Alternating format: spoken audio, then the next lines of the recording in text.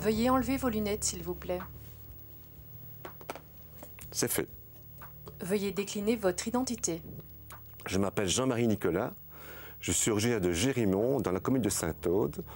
Je suis né en 1951. Je suis réalisateur de cinéma-télévision et je suis surtout un JRI, un journaliste reporter image. Veuillez vous mettre de profil. À votre avis, pourquoi vous a-t-on convoqué? J'ai commis un vol de pixels à travers le monde, mais ces pixels, ça fait des images qui sont vues pour le plaisir de tout le monde. Et je suis quelque part coupable, mais je suis tellement heureux de le faire, ce délit, que je remercie les gens qui regardent mes images. Vous pouvez vous remettre de face. Pour qu'on le comprenne bien, donnez-nous un indice sur le contenu. Le continent africain. Avant de poursuivre, vos images, s'il vous plaît.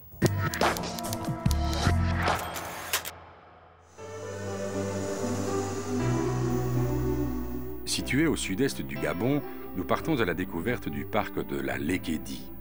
À 1 heure d'avion de Libreville, Bakoumba est une ville nature qui se tourne vers l'écotourisme.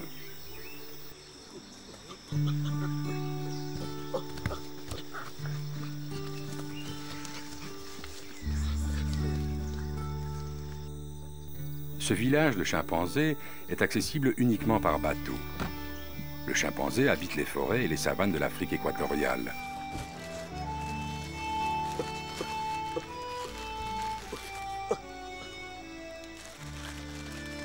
Il mesure de 1 mètre à 1,70 m et pèse de 40 à 50 kg. Il a de grandes oreilles écartées et sa peau est rosée, noire ou tachetée selon les races. Les chimpanzés se nourrissent de fruits, de plantes, de fourmis et de termites. Ils vivent et voyagent en petites troupes et évoluent tant à terre que dans les arbres. Pour communiquer entre eux, ils ululent, grognent, rugissent ou crient selon leur humeur. Ils semblent éprouver beaucoup de plaisir à entendre les sons qu'ils émettent. Doué d'une mimique extrêmement expressive, le chimpanzé est une source de distraction. Vu son intelligence et sa ressemblance superficielle avec l'homme, il est prisé dans les milieux scientifiques. En 1961, le chimpanzé Ham a été envoyé en orbite autour de la Terre, précédant ainsi les astronautes.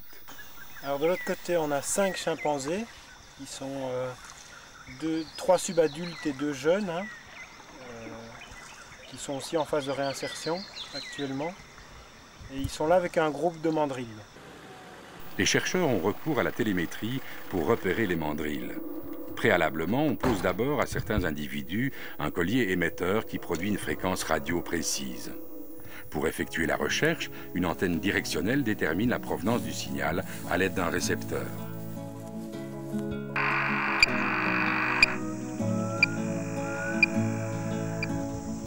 Il faut un minimum de 3 mesures, chacune à différents points du parc, pour localiser les mandrilles. Cette triangulation, reportée sur une carte, permet de situer les animaux.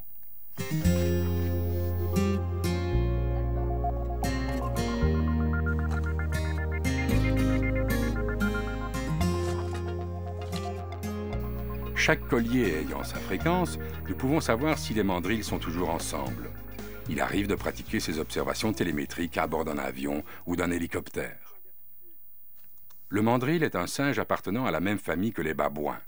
Le mâle pèse en moyenne 25 kg et la femelle environ 11 kg. Le mâle est très coloré. Son museau prononcé se distingue par une peau bleu vif soulignée par de profondes et larges rayures. Le nez et les lèvres sont rouges. Le mandrill est un animal végétarien, mais parfois il mange des insectes. Il vit dans la forêt équatoriale dans les régions boisées. Des gâteaux spécialement préparés par un centre de recherche constituent leur nourriture de base.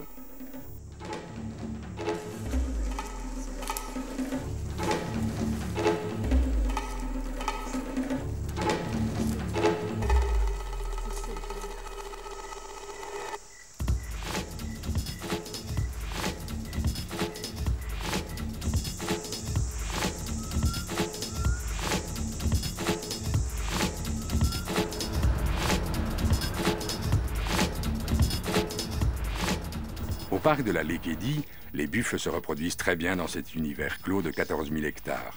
Mais attention, leurs cornes sont redoutables et une étude montre que le temps de sommeil d'un buffle est de 1 heure par 24 heures.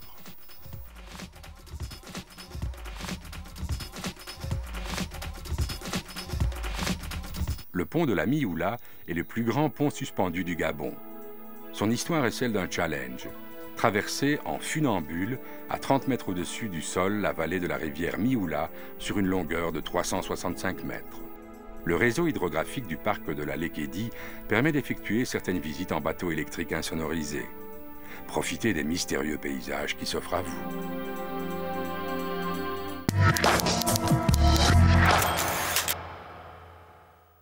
Jean-Marie Nicolas, cadreur, baroudeur, ça rime, n'est-ce pas? Ah, ça rime très bien. Mais en plus, le baroudeur, je n'aime pas trop cette expression parce que si j'étais vraiment un vrai baroudeur, je ne serais pas ici pour l'expliquer. Parce qu'un baroudeur, il prend beaucoup trop de risques, je trouve. Je suis un baroudeur gentil et agréable, et qui aime bien vivre et qui aime bien surtout visiter et rencontrer des personnes à travers le monde entier. Organisé. Exactement. Je crois que si on n'organise pas un voyage, l'intendance, c'est très important. C'est très important de trouver les bonnes compagnies aériennes, les meilleurs hôtels, parce que quelque part, si on part en brousse pendant 3 jours, il faut trouver le moyen, après 3 jours, de pouvoir prendre un bon bain, une bonne douche, et pouvoir retrouver des expérimentations, je dirais, européennes. Combien de pays avez-vous déjà filmé? Eh bien, j'ai filmé pas mal de pays, je pourrais en citer quelques-uns, mais c'est surtout l'Afrique qui m'a intéressé. Et je pourrais dire que j'ai fait la Côte d'Ivoire, le Zaïre, le Rwanda, le Gabon, je dirais aussi le Niger. J'ai aussi fait Las Vegas pour parler d'un continent américain. Il y a un seul continent que je n'ai pas pu faire parce que je me le réserve pour la fin, c'est l'Amérique du Sud, qui est apparemment un très beau continent que je vais absolument voir dans les prochaines années. Alors ici, c'est le Gabon que vous avez choisi de nous proposer. C'est un de vos bons souvenirs? C'est un excellent souvenir. C'est 2 mois de tournage pour faire 10 fois 5 minutes. Donc pendant un an, on prépare. Et puis on part 1 mois sur le terrain. On revient, on fait un montage, on propose au client les séquences filmées. Et puis lui décide après de refaire de nouveau des séquences, si elles ont plu, pour découvrir d'autres régions à travers, par exemple, ce cas-ci, le Gabon. À quand remontent les faits? Alors, il y a eu une première séquence de prise de vue en 2005 et la suivante, je crois que c'est en 2007. Et comment ça se passe, justement? Vous avez choix libre ou alors on vous impose des choses? Eh bien, avant de commencer à filmer, je m'intéresse très fort au sujet. Je lis énormément de documentation sur le Gabon. Je lis des livres sur le Gabon. Je prends un exemple. Il faut savoir que le docteur Schweitzer a fait sa première clinique à Lambaréné, qui se trouve au Gabon.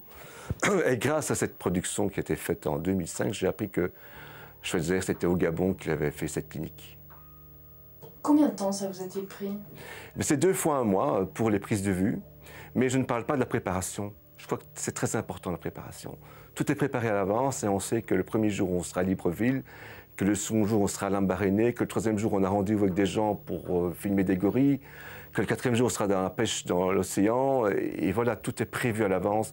Il y a très peu, je dirais, d'erreurs dans le programme qu'on nous impose et que je m'impose.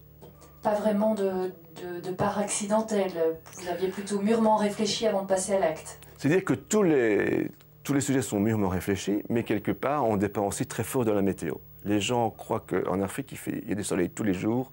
Et je peux vous dire qu'un jour sur 3, le ciel est très couvert et plombé.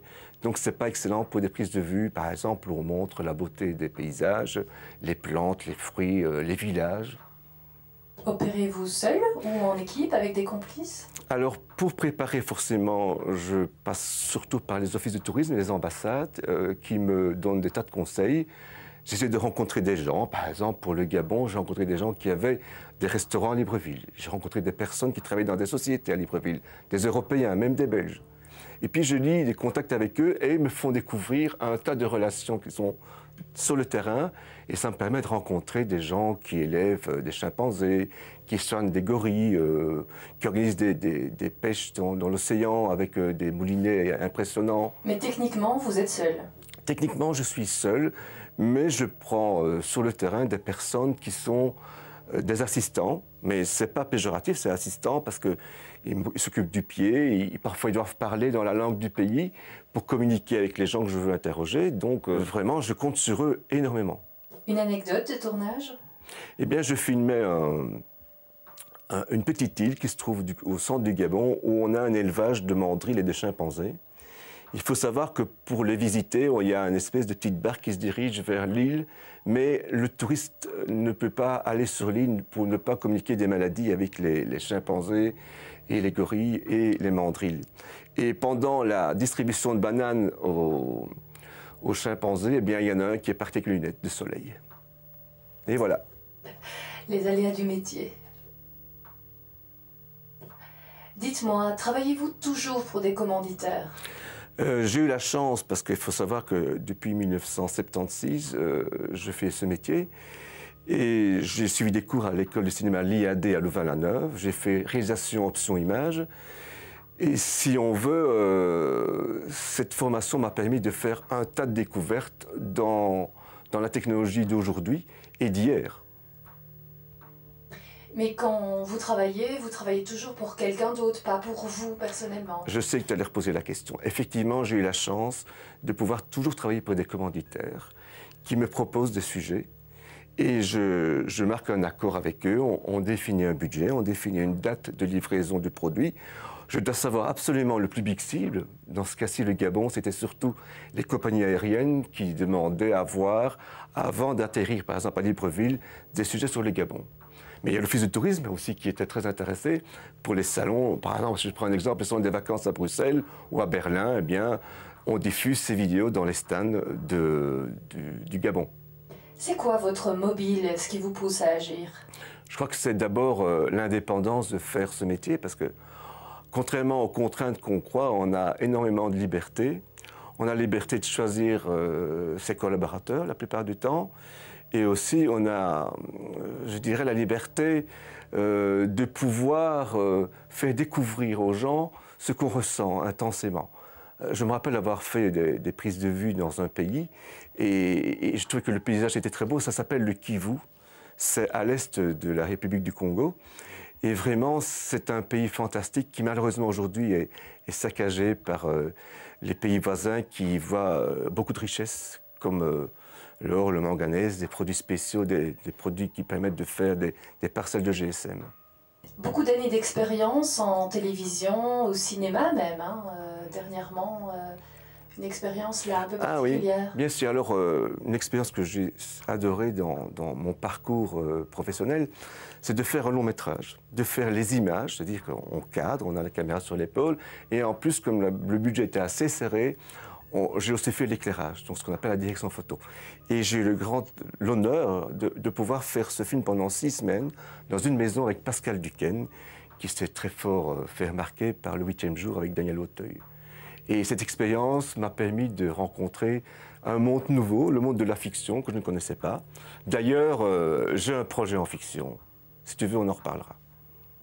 Justement, préparez-vous un autre coup en ce moment? Ah, je prépare un long métrage parce que je crois, après avoir fait des images pour tous des gens avec qui j'avais beaucoup d'estime, j'ai vraiment envie de faire un film avec des vrais comédiens, avec cette espèce de caméra très mobile, voyager à travers de nombreux pays en peu de jours pour faire quelque chose d'action, pour sortir un peu des sentiers battus du cinéma belge qu'on trouve souvent un peu morose et un peu figé. Mais je ne critique pas du tout, c'est un choix. Moi, je préfère faire un film d'action qui aura des origines au départ de l'Ardenne, avec des comédiens assez connus. Bien, vous reviendrez nous en parler.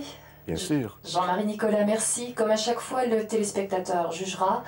Dans un mois, nous interrogerons un autre témoin. En attendant, envoyez-nous vos images, s'il vous plaît.